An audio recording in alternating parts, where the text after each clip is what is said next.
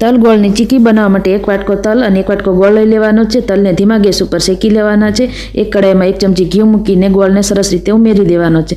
ગોળને અહીંયા છોલીને જ લેવાનો છે અને સિક્રેટ ટિપ સાથે હું તમને બતાવીશ કે આપણે એકદમ બજાર જેવી તલની ચીકી બનાવીશું।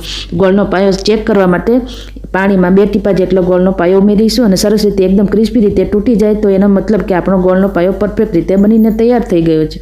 1 ચપટી જેટલો સોડા ઉમેરીશું, એનાથી આપણે ચીકી એકદમ ક્રિસ્પી બનશે। ગોળનો પાયો સરસ રીતે બની જાય એટલે એમાં આપણે તલ ઉમેરી દેવાના છે અને તલને સરસ રીતે ગોળના પાયામાં મિક્સ કરી દઈશું।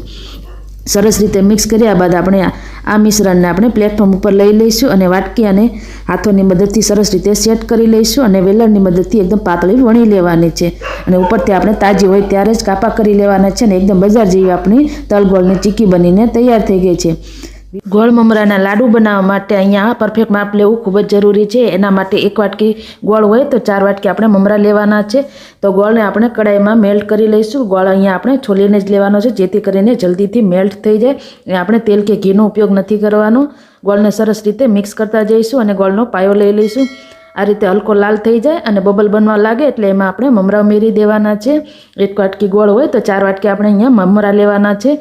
એ સરસ રીતે મિક્સ થઈ જાય એટલે આપણે એને નીચે ઉતારી લઈશું અને પાણીવાળો હાથ કરીને આપણે લાડુ બનાવવાનું શરૂઆત કરી દઈશું। તો પાણીવાળા હાથ કરવાથી આપણા લાડુ સરસ રીતે આપણને બનાવતા ફાવશે અને હલકા હાથે દબાવીને આપણે આના લાડુ તૈયાર કરી લેવાના છે।